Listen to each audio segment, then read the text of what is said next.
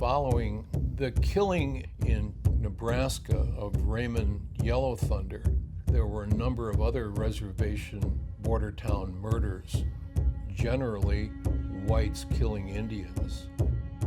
In this episode, we visit with filmmaker and journalist Kevin McKiernan. In 1976, he was nominated for the Pulitzer Prize for his reporting on Pine Ridge. The Custer riots took place 2 weeks before Wounded Knee. A police car was burned, or two police cars. The Chamber of Commerce was burned down. Fire was set to the courthouse. And this led to the arrest of the dead man's, Wesley Badhart Bull's mother, Sarah, who went to prison as a result of that. And you see pictures of her in my film where she's up against the police batons on the courthouse steps. And the abuse that the Highway Patrol and others visited upon her was one of the things that propelled the anger in the Indian community even more. Here is the sequence.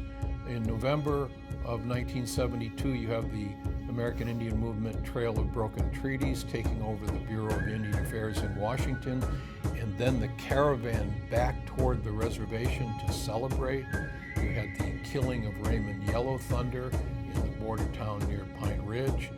Then you had the riots in Custer after the killing outside the bar of Wesley Badhart Bull.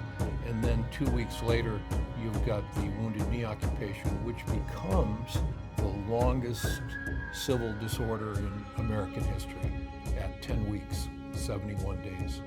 I was the rookie, wet behind the ears. I'd never been on a reservation, much less seen anyone hurt. And I entered the picture very, very naive. I thought this was simply an Indian versus the government versus Indian fight. And it turns out that this was really going to be a conflict between those who supported Tribal Chairman Wilson and his auxiliary police, quote unquote, who were widely known as the Goons, and the people who supported AIM. It became a civil war after Wounded Knee between those two sides, the pro-Wilson and the pro-AIM, pro-traditional.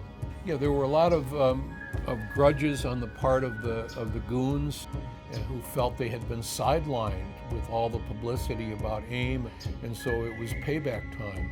And there were some 5 or 6 dozen murders that took place.